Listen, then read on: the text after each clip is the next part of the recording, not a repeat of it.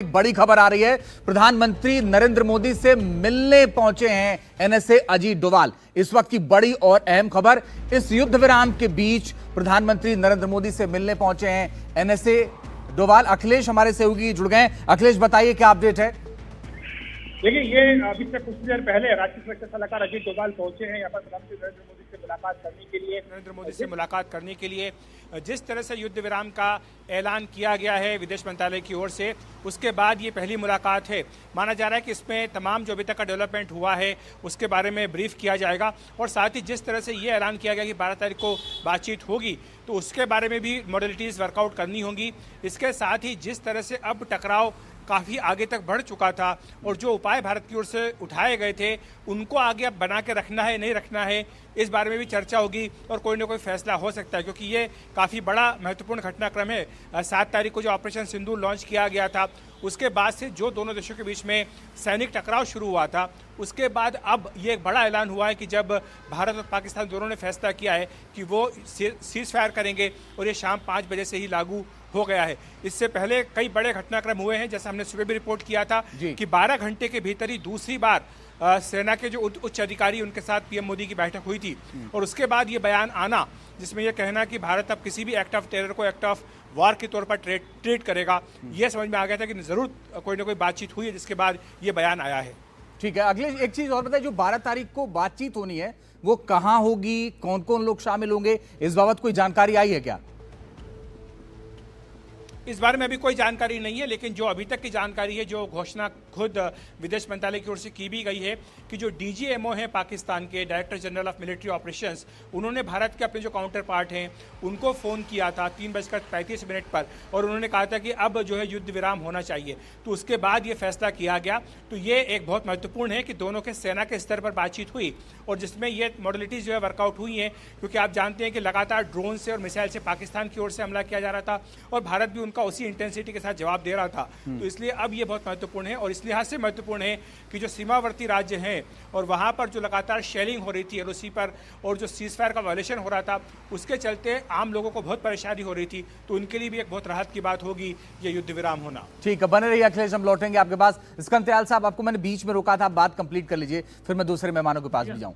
देखिए, जो बात अभी आई है कि 12 मई को 12 बजे डीजीएमओ के बीच में बात होगी, तो ये पक्का किया जाएगा कि युद्ध विराम जो 5 बजे से चालू हुआ है वो सब ठीक चल रहा है। पर मार्को रूबियो के जो ट्वीट आया है उसमें एक बहुत इंपॉर्टेंट, एक अहम सेंटेंस है, मैं इंग्लिश में पढ़ूंगा। Both side will start talks on a broad set of issues at a neutral site.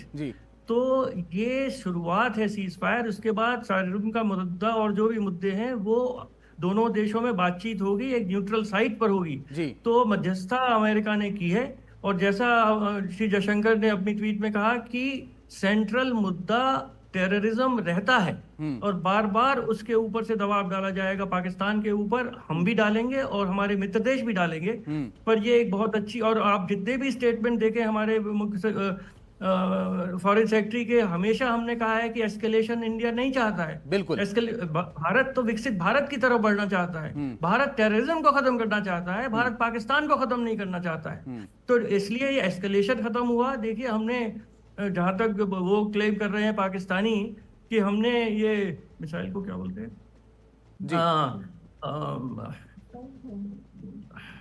वो मिसाइल्स जो लॉन्च किए हैं वो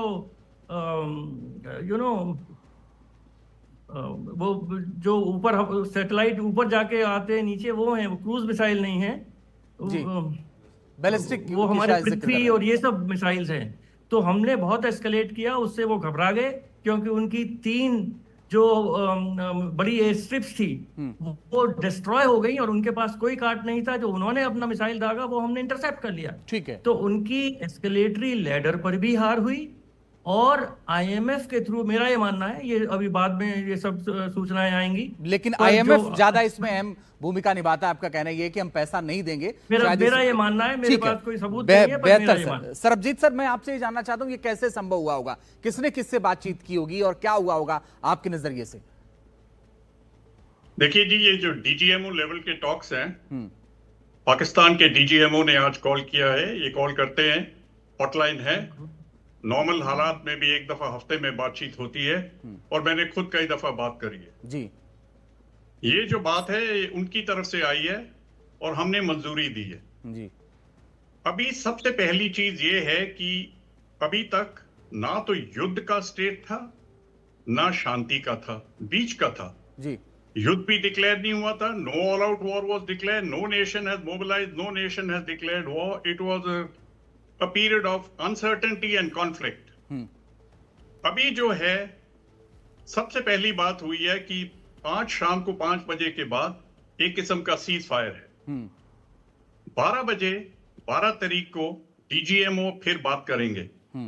ये अभी कोई न्यूट्रल वेन्यू नहीं हुआ है। डीजीएमओ फिर बात करेंगे और सबसे पहली बात है कि सीज फायर का प्रोटोकॉल, सीज फायर का एग्रीमेंट, सीज फायर के कंडीशनैलिटीज वो तय होंगे। अगर आपको याद है कि 2021 में दोनों डीजीएमओ ने बात करी थी और लाइन ऑफ कंट्रोल के ऊपर जो सीज फायर तय किया गया था वो डीजीएमओ टॉक से तय किया गया था।